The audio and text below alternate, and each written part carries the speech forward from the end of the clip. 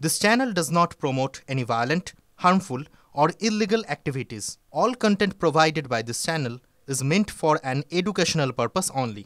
আর নজর এই মুহূর্তে সবথেকে বড় খবরের দিকে। তিলোত্তমা কাণ্ডে কলকাতা পুলিশের শীর্ষ পদে রদবদল। নতুন পুলিশ কমিশনার মনোজ ভার্মা। ডাক্তাররা কি ভাবছেন সরাসরি এই মুহূর্তে আমি নজর রাখবো আমার স্বাস্থ্য ভবনের সামনে। সৌরভ দত্ত আমাদের প্রতিনিধি রয়েছেন। সৌরভ, মাসকট স্পিন কন্ট্রোল ল্যাবের পরীক্ষায় এটি প্রমাণিত। কেয়াসেট আলোপেক্স পেন্টা অ্যাক্টিভ নতুন চুল গজাতে সাহায্য করে, চুল পড়া বন্ধ করে। Keya Seth Alopex penta active 10 hair fall প্রবলেমের একমাত্র সলিউশন। দেখো, একেবারে এখানে জুনিয়র চিকিৎসকেরা রয়েছেন, তাদের সঙ্গে সরাসরি কথা বলে নেব যে তারা এই সিদ্ধান্ত নিয়ে কি ভাবছেন।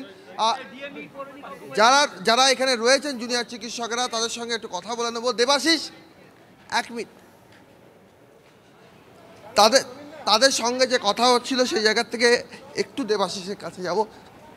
সিপি পুলিশ কমিশনারের যে নির্দেশিকা, এক মিনিট, পুলিশ কমিশনারের যে নির্দেশিকা, এক মিনিট, একটু একবার জাস্ট লাইভে আছে। সিপি বিনীত গোয়েল তাকে সরিয়ে দেওয়া হয়েছে, এসটিএফ এ তাকে দেওয়া হয়েছে। তোমরা এটাকে কিভাবে দেখছো? দেখুন, আমার একার প্রতিক্রিয়া তো আমি ওভাবে দিতে পারি না, এটা ডব্লিউবিডিএফ এর সম্মিলিত কোনো একটা প্রতিক্রিয়া হতে হবে, সেই বিষয়ে আমি কিছু বলবো না। কিন্তু প্রাইমারিলি যেটা বলতে চাই যে সিপিকে যে সরিয়ে দেওয়া হয়েছে এই আন্দোলনের চাপে পড়ে একটাভাবে নমনীয় হলেন এবং মানতে বাধ্য হলেন। এটা একটা আন্দোলনের একটাভাবে বেবি স্টেপস অফ জয়, এইটুকুই বলতে পারবো। এই যে তাকে আরেকটা যে দায়িত্ব দেওয়া হলো, এটাকে তোমরা স্বাগত জানাচ্ছ?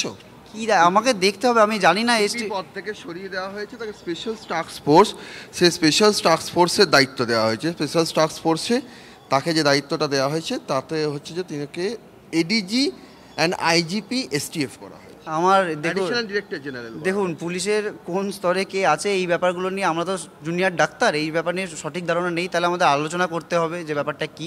কিন্তু উনি যে সিপি পদে থাকার যোগ্য নন এটা যে প্রমাণিত হয়েছে এবং তাকে যে সরিয়ে দেওয়া হয়েছে, এইটুকু আমাদের আন্দোলনের একটাভাবে যে ন্যায্যতা সেটাকে আরও প্রমাণিত করেছে। ডিএইচএস, ডিএমই তাদেরকে সরানো হয়েছে, স্বাস্থ্য ভবনেই রাখা হয়েছে। ডিএমই যিনি ছিলেন তাকে institute of health and family ওয়েলফেয়ারের ডিরেক্টর করা হয়েছে, আর ডিএইচএসকে ওএসডি পদে দেওয়া হয়েছে।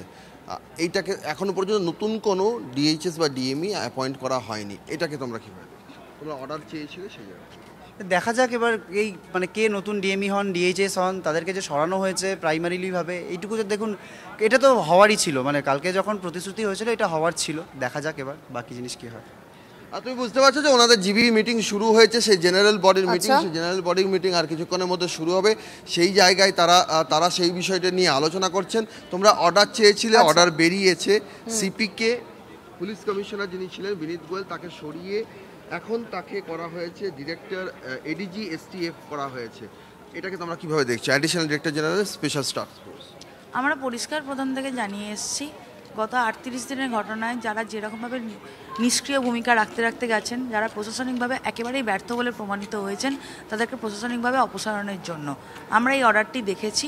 আমরা এরপরে সিদ্ধান্ত নেব যে এই পদে থাকাকালীন উনি এই রকম আরও নিষ্ক্রিয়ভাবে কাজ করবেন কি না, বা পরবর্তীতে প্রশাসনিক ব্যর্থতা